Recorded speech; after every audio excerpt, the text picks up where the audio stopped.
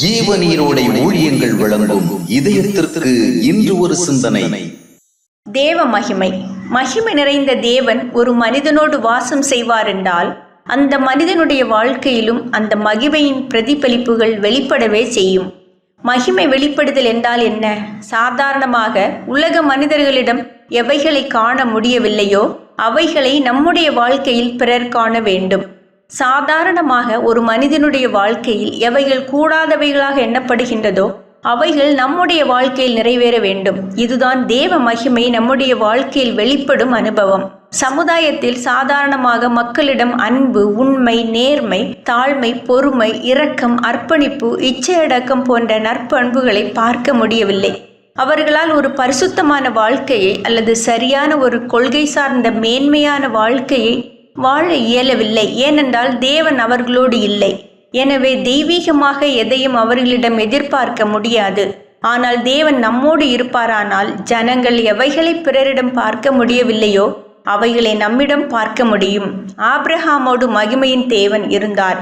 எனவே ஆபிரகாமிடம் கீழ்ப்படிதல், விட்டு கொடுத்தல், விரோதித்தவர்களுக்கு உதவி செய்தல், பொறுமை, நீடிய சாந்தம் போன்ற அநேகரிடம் பார்க்க முடியாத உயர்ந்த சுபாவ நிலைகளை அவனிடம் பார்க்க முடிந்தது.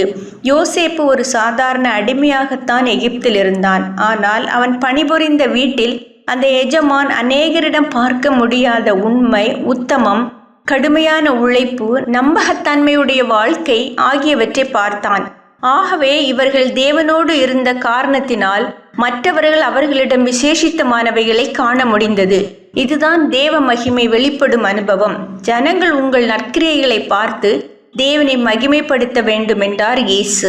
கிறிஸ்தவர்கள் என்றால் கிறிஸ்துவை உடையவர்கள் அல்லது கிறிஸ்துவோடு வாழ்கின்றவர்கள் என்று அர்த்தம். ஆனால் கிறிஸ்துவோடு வாழ்கின்றவர்களாக நேரடியாகவோ மறைமுகமாகவோ அறிக்கை செய்கின்ற நம்மிடம் கிறிஸ்துவின் மகிமையை பிறரால் பார்க்க முடிகிறதா? நம்மிடம் பிறர் விசேஷமான குணாதிசயங்களையும் வித்தியாசமான வாழ்க்கை முறையையும் பார்க்க முடியவில்லை எனில் அதற்கு 2 காரணங்கள் இருக்க முடியும். 1, தேவன் நம்மோடு இராமை. 2, விசுவாசமின்மை. நாம் தேவனை தேட வேண்டிய விதமாக தேடி நம்முடன் அவரை உண்மையிலேயே இருக்கிறவராக காண வேண்டும். 2வதாக மகிமையின் தேவன் நம்முடன் இருக்கின்றார் என்ற விழிப்புணர்வு சார்ந்த விசுவாச செயல்பாடுகள் நம்மிடம் காணப்பட வேண்டும். சிந்தனைக்கு: இறைவனை இதயத்தில் நினைப்பதல்ல, இறைவனின் இதயத்தில் நீ நிலைப்பதே இறை வாழ்க்கை. இறைவனை இதயத்தில் நினைப்பதல்ல, இறைவனின் இதயத்தில் நீ நிலைப்பதே இறை வாழ்க்கை.